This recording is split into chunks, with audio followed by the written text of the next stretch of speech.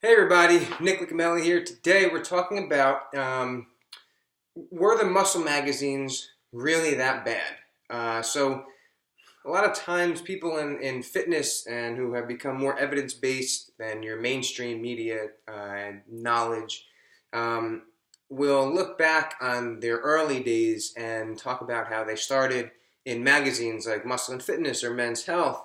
Um, and how silly it was back then, like the things that were in the magazines and all misinformation and things like that. And while that's true, in my opinion, to an extent, I do think that they had value, right? So I started out in this stuff.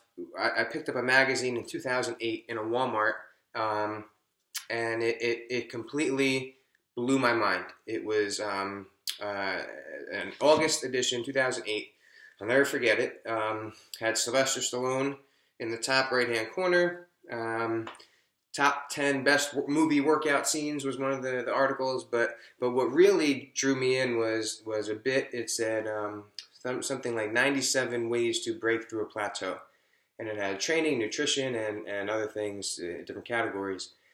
I blasted through that magazine, read it over and over and over again, underlined, crossed out, highlighted, made notes, and it put a fire in me to learn more about this stuff. Um, Back then, the internet, I'm aging myself, but the internet wasn't like it is today. You couldn't go on bodybuilding.com, or maybe you could, I just didn't know about it, and get this type of magazine type education. So it was harder to get this information. So I had nowhere to go for it other than the biggest guy at the gym. So anyway, I dove into these magazines, and it really it made me feel that drive to learn like a sponge. Like I couldn't learn more. I looked forward to coming home and reading that magazine. I looked forward to going to the gym and trying out different things that I read in the magazine. I looked forward to trying different things in my diet that I read in the magazines.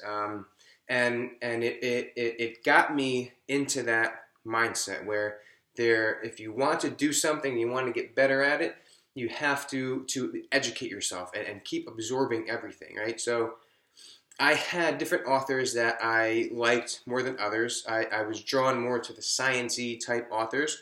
If anyone had a doctorate, that was, pretty much I'm sold, right? I would listen to them because I didn't really know any better. And I would kind of shy away from like the muscleheads who were just talking out of their experience and because they're big and that's why we should listen to them because they have a nice physique. So I was kind of drawn away from those and drawn more toward the PhD type people. Now, whether or not that was accurate is not the point. The point is that it gave me a bullshit detector, right?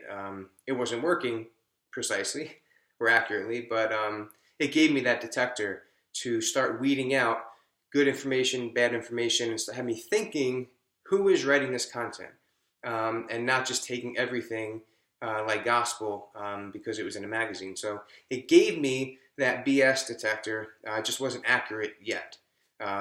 So it also, the mistakes that we make, the mistakes that I've made in the past have made me better today, right? So doing tons of volume in my training or going balls to the wall, going to failure every rep and going down to your last squat and not being able to stand up, dropping the bar on the racks, that those nights, those days in the gym, in high school and in college, they taught me what failure was, right? They taught me what going to failure was. They taught me what overtraining felt like, which helps me today with things like RPE, right, or reps in reserve.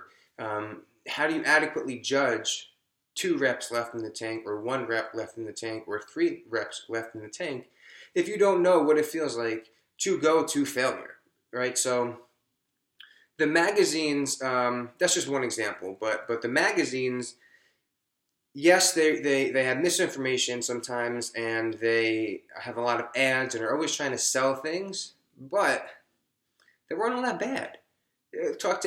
Listen to anybody who's in this stuff and who's evidence-based.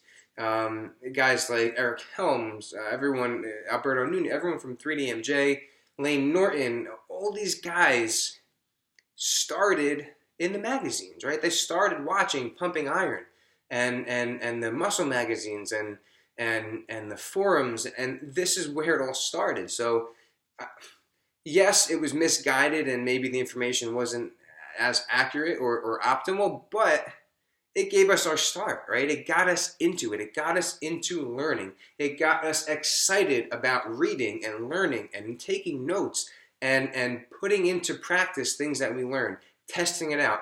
Did it feel right for us? Did it not feel right for us? And that's the important thing that I think we should take away from the magazine. So were they so bad? I don't think so. I think we can learn a lot from them, and I think I have learned a lot from them. And I can honestly say, if it wasn't for Muscle and Fitness magazine, I would not be here today, right? I wouldn't have pursued this much. I wouldn't have had that baseline of knowledge in order to grow and alter, through my journey. So, so I just wanted to kind of say that, because I think the magazines get a bad rap sometimes. And while, yes, they may be inaccurate and misleading and trying to sell things and a lot of marketing thrown in there, I do think that it did give me some benefit in the long run. So that's it for today. I hope this helps. I know a lot of people have similar stories with coming up with the magazine. So let me know if you feel similarly now in hindsight, looking back. So thank you so much for watching. Be sure to like, comment, subscribe if you want, and we'll see you next time.